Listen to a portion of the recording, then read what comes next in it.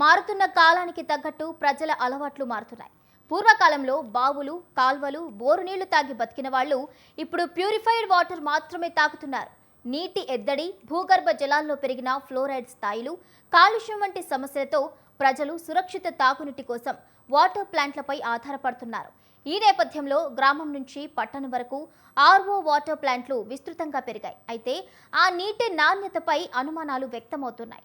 నియామకాల ప్రకారం ప్రతి వాటర్ ప్లాంట్కు FSSAI లైసెన్స్ తప్పనిసరి.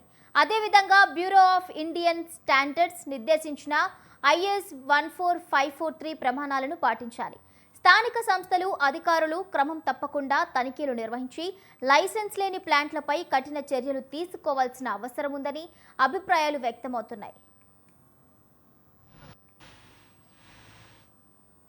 మంచినీటి కొరత దృష్ట్యా పట్టణంలో సుమారుగా 15 వాటర్ ప్లాంట్స్ రన్ అవుతున్నాయి. అలాగే పురపాలక సంఘ కార్యాలయం నుంచి కూడా బోర్ల ద్వారా, గుళ్లమోటు ద్వారా, OFC ద్వారా ప్రజలకి త్రాగునీరు అందిస్తున్నాము. ఇందులో భాగంగా గిద్దలూరు పట్టణంలో ఉన్నటువంటి వాటర్ ప్లాంట్ యజమానులు ప్రభుత్వ నిబంధనలు పాటించకుండా కొంత వారి బోర్ల నుంచి ఏ విధమైనటువంటి నీరు, ఎటువంటి క్లీనింగ్ కానీ, క్లోరినేషన్ కానీ జరపకుండా గనక ప్రజలకు అందిస్తున్నట్లయితే వారి మీద చర్యలు తీసుకోవడం జరుగుతుందండి. ముందుగానే ఎవ్రీ మంత్ 2 సార్లు, అంటే ప్రతి నెల 2 మాసములు వాళ్ళ వాటర్ని రీజనల్ ల్యాబ్కు పంపించి టెస్ట్ చేపిస్తున్నాము. అవి TDS లెవెల్స్, క్లీనింగ్ లెవెల్స్ ఇవన్నీ కూడా సేఫ్ డ్రింకింగ్ మెథడ్లో వచ్చినాయి అన్న ప్లాంట్లను మాత్రమే మేము కొంచెం పర్యవేక్షిస్తున్నాము. మీరే వాస్తవంగా అయితే అన్ని రకాల సర్టిఫికెట్లు తీసుకొని ల్యాబ్ మెయింటైన్ చేస్తూ ప్రజలకి స్వచ్ఛమైనటువంటి మంచినీరు అందించాల్సిన బాధ్యత వాటర్ ప్లాంట్ల మీద ఉంది. ప్రస్తుతం ఉన్నట్టయితే ఈ సమ్మర్లో ఇలాంటి మంచినీరు తాగినా, పొరపాటున ఏదన్నా కల్తీ ఇలాంటివి జరిగినా కూడా ప్రజలు అనారోగ్య బారిన పడే అవకాశాలు ఉన్నాయి. కాబట్టి గిద్దలూరు పట్టణ పరిధిలో ఉన్నటువంటి నీటి ప్లాంట్ యజమానులందరూ కూడా ప్రభుత్వం నుంచి సరైన పత్రాలు తీసుకొని సైంటిఫిక్ మేనర్, అంటే ఒక పద్ధతి ప్రకారం వాటిని క్లోరినేషన్, క్లీనింగ్ ప్రక్రియ, బ్యాక్ ఇవన్నీ క్లీన్ చేసిన వాటర్ని మాత్రమే ప్రజలకు అందించాలి అని తెలియజేస్తున్నామండి. విపరీతంగా వాటర్ ప్లాంట్ అనేటువంటిది, మంచినీళ్ళ వాటర్ ప్లాంట్ విపరీతంగా పెడతా ఉన్నారు. ఏ ఒక్క వాటర్ ప్లాంట్కు గవర్నమెంట్ పర్మిషన్ ఉన్నటువంటి వాటర్ ప్లాంట్లు చాలా తక్కువగా ఉన్నాయి. గవర్నమెంట్ వాటర్ ప్లాంట్ పర్మిషన్ లేనటువంటి వాటర్ ప్లాంట్లు విపరీతంగా వస్తూ ఉన్నాయి. మరి ఈ వాటరు తాగడం వల్ల చాలామందికి ఈ మధ్యకాలంలో స్ట్రోక్ పేషెంట్లు కావచ్చు, మళ్ళీ మోకాళ్ళ నొప్పులు, కీళ్ళ నొప్పులు వచ్చేస్తున్నాయి. కారణం ఏంటంటే ల్యాబ్ టెక్నీషియన్ ఏ ఒక్క వాటర్ ప్లాంట్కి లేదు. రెండవది RWS కావచ్చు, లోకల్గా ఉన్నటువంటి మున్సిపాల్ లేదా రెవెన్యూ డిపార్ట్మెంట్ సంబంధించిన పర్మిషన్ ఉన్నటువంటి ఏ ఒక్క వాటర్ ప్లాంట్ లేదనేది నాకు అభిప్రాయం. కానీ ఏ ఏటకు గిద్దలూరులో వాటర్ ప్లాంట్కు పర్మిషన్లు ఉన్నాయనేటువంటిది అధికారులు బహిర్గతం చేస్తే మంచిది. ఆ వాటర్ ప్లాంట్కి సంబంధించిన నీళ్ళే తాగుతారు. రెండవది ఇవాళ సొంతగా బోర్లు వేసుకొని కూడా ప్రతి బజార్లో, చిన్న చిన్న కాలనీల్లో, బజార్లలో కూడా ఇవాళ వాటర్ ప్లాంట్ పెడతా ఉన్నారు. రెండోది మోతాదు, ఏదైతే కెమికల్ వాడుతున్నారో మోతాదు విపరీతంగా వాడుతూ ఉన్నారు. ఒక వాటర్ ప్లాంట్ నీళ్ళు ఒక రకంగా ఉంటున్నాయి, మరో వాటర్ ప్లాంట్ నీళ్ళు మరో రకంగా ఉంటున్నాయి. అందుకని ఈ ల్యాబ్ టెక్నీషియన్ అనేటువంటిది వాటర్ ప్లాంట్కి లేకపోవడం వల్లనే ఈ సమస్య వస్తుంది. అందుకని ఇప్పటికైనా సరే అటు మున్సిపల్ శాఖ అధికారులు కావచ్చు, పట్టణంలో గ్రామీణ ప్రాంతాల్లో RWS శాఖ అధికారులు కావచ్చు, లేదు మండల హెడ్ క్వార్టర్లో రెవెన్యూ వాళ్ళకు సంబంధించింది కాబట్టి గ్రామ పంచాయతీ అధికారులు కావచ్చు, సమన్వయం చేసుకొని ఏ వాటర్ ప్లాంట్కు గవర్నమెంట్ పర్మిషన్ ఉంది, విపరీతంగా వాటర్ ప్లాంట్ అనేది. ఇక దీనిపై మరింత సమాచారం మా ఒంగోలు నుంచి ప్రతినిధి కాంతారావు అందిస్తారు. మినరల్ వాటర్ పేరిట ప్రజల నుంచి లక్షల రూపాయలు దోచుకుంటున్న వాటర్ ప్లాంట్లు ఇప్పుడు ప్రతి జిల్లాలోనూ, ప్రతి వాడలోనూ, ప్రతి గ్రామాల్లోనూ వెలిసి 3 పూలు 6 కాయలుగా విరజల్లుతుంది. వ్యాపారులకు ఇది ఒక లాభార్జనగా మారిన పరిస్థితి ఉంది. అయితే రూపాయి పేరిట ఉన్న ఈ వాటరు ఏదైతే ఉందో అది లక్షల్లో వ్యాపారులకు సంపాదన అయితే చేకూరుతుందని చెప్పాలి. అయితే నీటి ఎద్దడిని ఎదుర్కొనే గ్రామాలు సైతము ఈ వాటర్ ప్లాంట్ల మీద ఆధారపడి నీటిని పొందాల్సిన అవసరం అయితే ఏర్పడింది. అయితే ఈ వేసవిని దృష్టిలో ఉంచుకొని అనేక చోట్ల, అంటే ప్రకాశం జిల్లాలోని ఇటు మార్కాపురం కానీ, ఇటు కనిగిరి, గిద్దలూరు, పలు ప్రాంతాలలో నీటి ఎద్దడి చాలా తీవ్రతంగా ఉన్న పరిస్థితి ఉంది. అయితే ఈ నీటి ఎద్దడి కోసము ప్రజలు వాటర్ ప్లాంట్ల మీద ఆధారపడి వాటర్‌ని కొనుక్కునే పరిస్థితే ఉంది. అయితే వాటర్‌ని ఒక బబుల్స్ వాటర్ వచ్చేసి రూ. 5 నుండి రూ. 10, రూ. 25 వరకైతే అమ్ముతున్న పరిస్థితే ఉంది. అయితే ఈ వాటర్ ప్లాంట్‌లో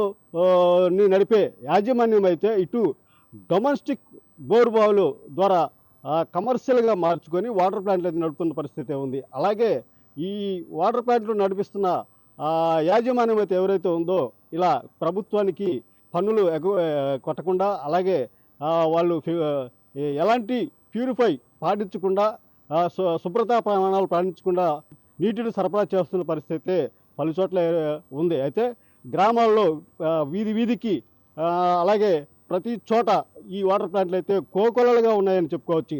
స్వచ్ఛంద సంస్థ ముసుగులో కూడా ఈ వాటర్ ప్లాంట్లు అయితే నెలకొల్పుతున్న పరిస్థితి అయితే ఉంది.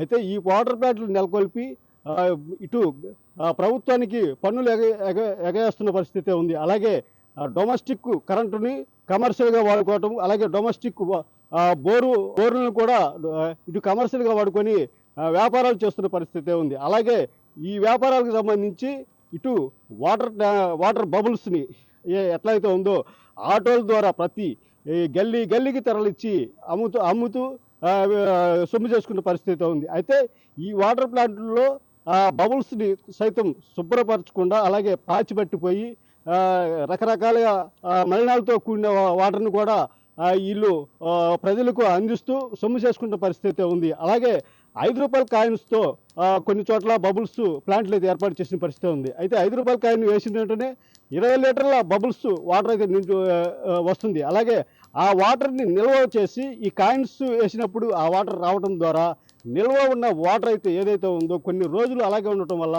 ఆ వాటరు పూర్తిగా చెడిపోయి దుర్వాసన రావటము, అలాగే పాచిబట్టి ఉండటము అనేక సమస్యలు ఉన్న పరిస్థితి ఉంది. అయితే ఇప్పుడు సురక్షిత నీటి స్థానంలో కలుషితమైన నీరు తాగి ప్రజలు అనేక అనారోగ్యాలు పాలైన పరిస్థితి ఉంది. అలాగే ఇటు గిద్దలూరులో కానీ, మార్కాపురం కానీ, కనిగిరి కానీ, ప్రకాశం జిల్లాలో అనేక ప్రాంతాల్లో ఇలాంటి దందాలు అయితే పూర్తిగా కొనసాగుతున్న పరిస్థితి ఉంది. వాటర్ ప్లాంట్లను శుద్ధమైన జలంగా మార్చి ప్రజలకు అందించాల్సిన యాజమాన్యం కాసులకు అలవాటు పడి వాటర్ని ఇష్టానుసారంగా ప్రజలకు అందిస్తున్న పరిస్థితి ఉంది. అలాగే ఇటు ప్రభుత్వ అధికారులు కూడా ఈ వాటర్ ప్లాంట్ల మీద తనిఖీలు చేసిన పరిస్థితి లేదు.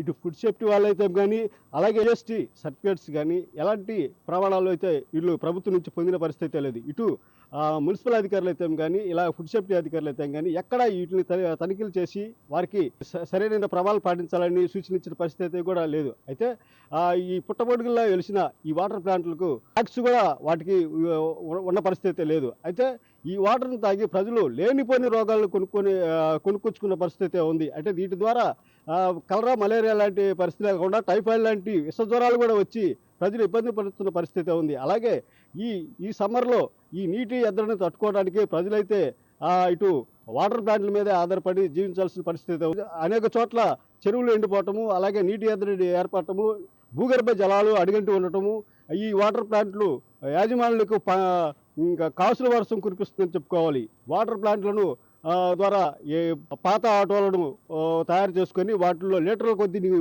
వాటర్ నింపుకొని ఇటు వాడలు తిరుగుతూ అమ్ముకుంటున్న పరిస్థితి ఉంది. అయితే ఈ ఆటోలు నడిపే డ్రైవర్లకైనా కానీ అటు లైసెన్స్ లేకపోవటము, అలాగే ఆ బండ్లకి ఫిట్నెస్ కూడా లేకపోవటం అనేది చూడాల్సిన పరిస్థితి ఉంది. అయితే ఏది ఏమైనప్పటికీ సురక్షితమైన వాటర్ని అందించడానికి ఇటు ప్రభుత్వం కానీ, ఇటు ప్రజా సంఘాలు కానీ వీటిపైన పోరాటం చేసి మంచినీరు అందించే వరకు కృషి చేయాలని ఇటు ప్రజలు కోరుకుంటున్నారు. కెమెరామెన్ ప్రశాంత్తో కాంతారావు, స్వతంత్ర న్యూస్, ప్రకాశం జిల్లా.